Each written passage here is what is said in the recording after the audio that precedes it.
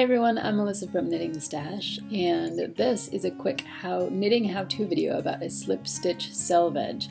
A few of you who've been working on the Foundry scarf by Jared Flood of Brooklyn Tweed have asked me about this slip stitch selvage that's in that pattern, and it's actually a really great technique to use in any kind of scarf or shawl or anything that has a long edge because it'll create a really clean edge. So this is a quick video about how to do the slip stitch selvage, and I hope you find it helpful. We'll get right into the technique. Okay, so I have a little sample here of a piece of knitting with a slip stitch selvage on either side. So the slip stitch selvage is here and here. This is the right side of the work, and I've just put some ribbed stitches in the middle just as some filler. This is what the wrong side of the work looks like.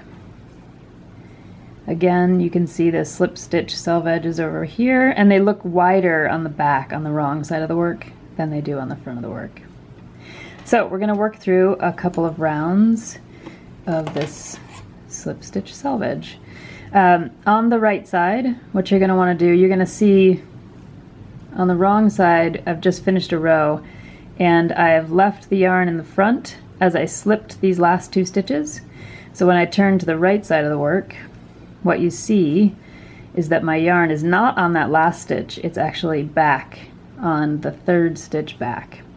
So that's why this functions a little bit like an I-cord in that when you make your first stitch, you're just going to bring that yarn over, and it's going to be hidden in your knit stitch as you go. So here we go. For the right side row, we're going to knit 2.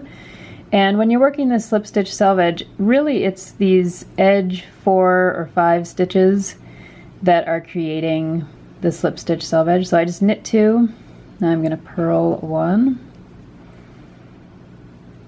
and then I'm going to slip 1 with the yarn in back. So you create this slip stitch that's running here, and you've got this stitch here. So in between them, you're kind of hiding these little purl bumps where you're bringing yarn around. And you can see on the edge, it's creating this nice kind of edge. Okay, so I did knit 2, purl 1, slip 1 with the yarn in back, and then I'm just going to continue with this ribbing that I have set up as filler in the middle here. Purl 2, knit 2, very simple rib.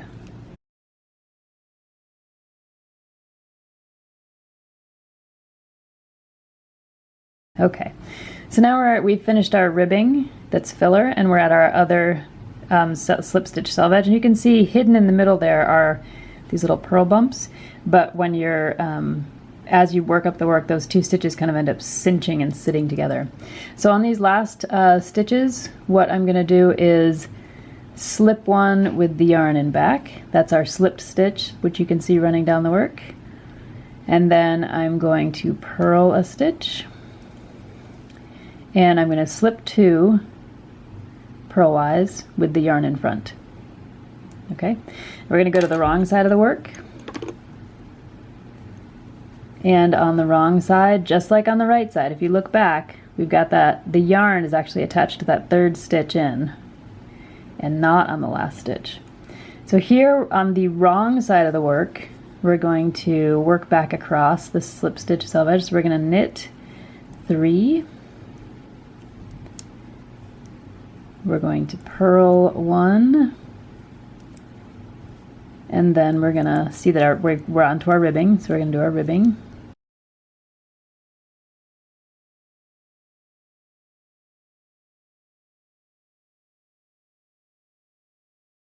Okay, we finished our ribbing filler there. So we're at our selvage again on the wrong side of the work, and here we're going to purl.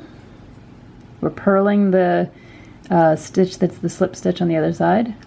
We're going to knit 1, and then we're going to bring the yarn to the front, and we're going to slip these 2 stitches. So you're always bringing the yarn to the front and slipping the 2 edge stitches. This is a little bit different than some other slip stitch selvedges. A lot of time with a slip stitch selvage, you're going to slip the first stitch and then knit the rest. But here, what you do is you slip the last 2 stitches in the row, so that when you come back to the front side, you're actually going to start with knitting again. And what it does, as you can see, is it creates this really cool effect where these stitches, which are actually the first and the fourth stitch, kind of end up rolling together to create this nice edge here. And this edge is a really clean braid, and the same goes on this side. We've got these two stitches, which are actually the first and the third stitch, kind of rolling together over those purl bumps. And this edge also has a nice kind of braid to it. Now on the other side, you can see what's happening is that this ends up looking like it almost looks like 4 knit stitches in a row, just the way that it rolls.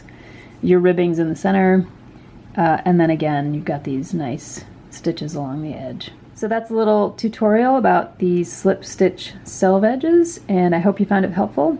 This is Melissa from Knitting the Stash, signing off.